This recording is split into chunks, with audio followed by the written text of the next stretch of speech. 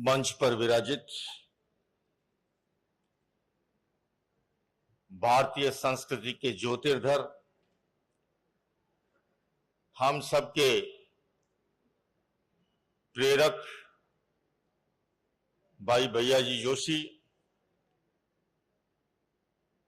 Neurotherapy विधा को जन सामान्य से विश्वविद्यालय तक ले जाने वाले आचार्य रामगोपाल दीक्षित जी, मंच पर उपस्थित चांसलर साहब श्रीमान मिलन पारिक जी, उपस्थित बंधु और बहनों, ये मेरे जीवन का भी सौभाग्य रहा कि मुझे न्यूरोथेरेपी के जनक डॉक्टर लाजपत राय मेहरा जी से न केवल मिलने का अवसर मिला, बल्कि उनकी साधना स्थली मुंबई के ठाणे से सुदूर एक हरे भरे स्थान पर, वहां पर वार्षिक उत्सव कार्यक्रम में भी भाग लेने का अवसर मिला। और जब मैंने ये महसूस किया कि वाकई में ये एक ऐसी अद्भुत विधा है, बल्कि अब तो वर्षों के अनुभव के बाद मैं ये कह सकता हूं, और भैया जी जोशी जी के आदरणीय के ध्यान में ये लाना चाहूंगा कि डॉक्टर लाजपत राय मेहरा ने अगर और कहीं जन्म लिया होता तो शायद अब तक नोबेल प्राइज उन्हें समर्पित हो गया होता। एक ऐसी अद्भुत विधा मैंने स्वयं ने देखा। पहले वार्षिक उत्सव पर जब मैं गया, एक युवा आया था, कैंसर जैसी असाध्य बीमारी से पीड़ित, अस्पताल में इलाज करा चुका था, अस्पताल की जाने माने अस्पताल की रिपोर्ट साथ में थी। और जब वो डॉक्टर लाजपत राय जी मेहरा की शरण में आया, चिकित्सा का काफी लंबा क्रम चला और डॉक्टर लाजपत राय मेहरा का आत्मविश्वास और अपनी उस विधा के प्रति उनका दृढ़ संकल्प देखिए। बाद में उसी युवा से कहा कि वापस उसी अस्पताल जाओ और अब अपना टेस्ट कराओ, वहां की रिपोर्ट क्या कहती है। इतना चैलेंज के साथ अद्भुत परिणाम देना। और उसके बाद तो अनेक बार मेरा दिल्ली में चाहे पार्लियामेंट में कार्यक्रम रहा हो, चाहे रिटायर्ड होम सेक्रेटरी भारत के, उनकी बिटिया का इलाज मैंने देखा, एकदम हाथ पैर जकड़े हुए, उठ भी नहीं पाती थी। मात्र एक दिन के इलाज में उन्होंने उसे खड़ा कर दिया। ये मैंने अपनी आंखों से देखा है।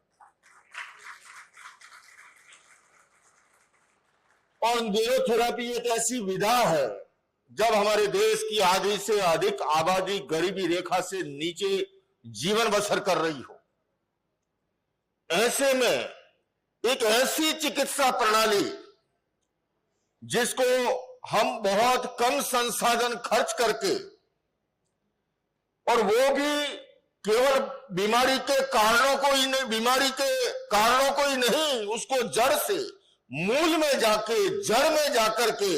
रूट कॉज में जाकर के जो इलाज होता है। और ऐसी विधा को समर्पित हो गए हमारे आचार्य रामगोपाल दीक्षित जी, जिनके लिए मैं कहा करता हूं,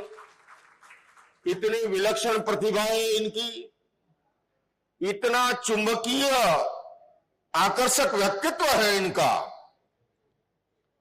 लेकिन मैं भैया जी जोशी जी के ध्यान में लाना चाहूंगा कि रामगोपाल जी ने मेहनत की, परिणाम लाए, इनको श्रेय मिलता है, किंतु पीछे श्रेय है ये सामने बैठी हुई इनकी श्रीमती कुसुम, जो मूक भाव से इनको बोले घर आने का टाइम क्या है, बोले मैं जब आया हूं घर पर वही मेरा टाइम है, डॉक्टर का कोई टाइम नहीं हुआ करता।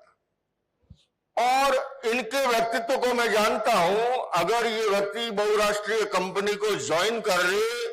लाखों करोड़ों रुपए के न्योरे वारे पर मंथ कर सकता है, पर अपने आप भैया जी जोशी जी से प्रेरणा लेकर के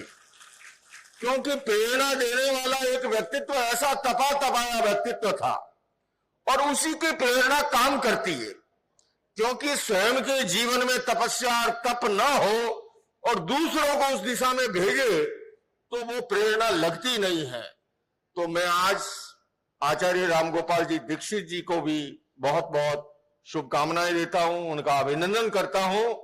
और उससे भी अधिक मैं ये भी कहूंगा भैया जी के लिए कि परम पारखी पुरुष तुम्हारे चैनों में ये चैन निराला, परम पारखी पुरुष तुम्हारे चैनों में ये चैन निराला और दिव्य ज्योति से भरा हुआ सब नैनों में ये नैन निराला है। कोमल नवनीत हृदय से है, कोमल नवनीत हृदय से पर प्रज्ञा से प्रखर बनाया,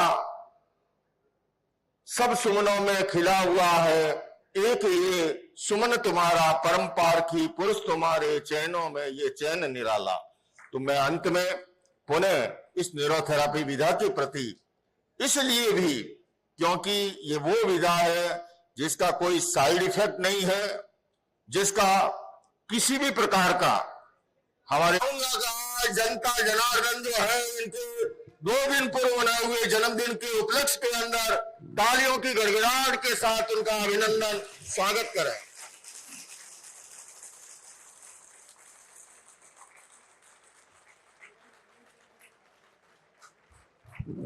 मैं अभी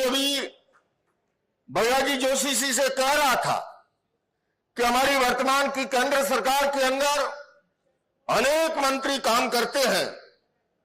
किंतु नितिन गडकरी जी का काम जमीन पर बोलता है और उन्होंने जिस साहस और कर्मठता के साथ, जिस समर्पण के साथ कार्य किया है, मैं समझता हूं देश का एक एक नागरिक के दिलों में उनके लिए एक अद्भुत स्थान है। मैं अब लंबा समय इसलिए भी नहीं लूंगा, केवल इतना अवश्य कहना चाहूंगा कि मैं आज के इस अवसर पर रामगोपाल जी दीक्षित जी का स्वागत और अभिनंदन करना चाहता हूं अहिंसा विश्व भारती संस्था की ओर से, विश्व शांति केंद्र की ओर से, और उसके साथ साथ इनकी सक्सेस का जो राज है, मैं बहन कुसुम दीक्षित को भी बुलाना चाहूंगा कि रामगोपाल दीक्षित जी की धर्म पत्नी अर्धांगिनी बहन कुसुम दीक्षित भी एक बार उपस्थित हो और इन दोनों का